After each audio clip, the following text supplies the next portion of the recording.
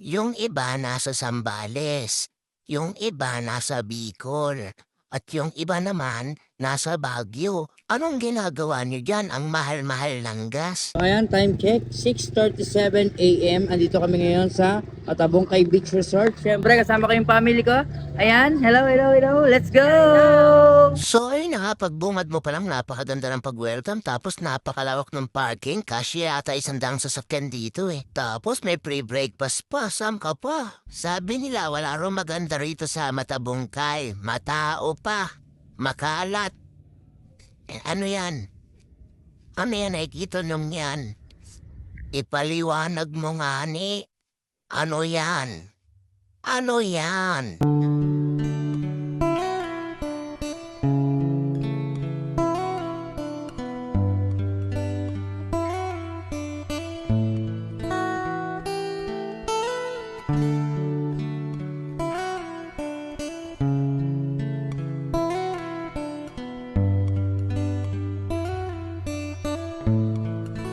So, ayan guys, ito nga pala yung aming room. Siyempre with Ate Lisel. Hi po. Ayan, tutur ko kayo guys. Kasi fully book kanina. So ngayon lang bakante yung room. Pero maganda kasi tabing dagat siya. Ayan. Oh, di ba? Ang ganda oh.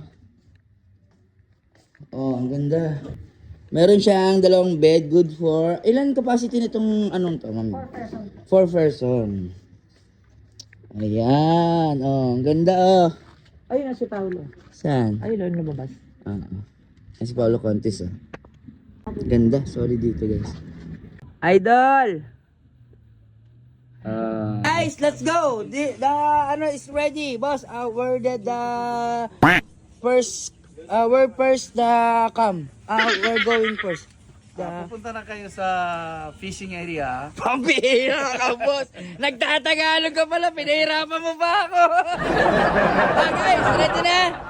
Ready na? So, ayan guys, boss, ano yung mga activity natin pwedeng gawin ngayon? Ngayon, pupunta muna kayo sa bangka para pupuntahan ng area ng pwedeng ma-fishing. Fishing, After that, pupunta na kayo sa snorkeling area para snorkeling, doon sa mga makita na yung mga corals and Ayun. mga isda. and then, After that, babalik na kayo dito sa balsa para makakain kayo. boodle fight. Yeah, Budol Fight. Ayan! Ang galing mo pala mag-Tagalog, boss!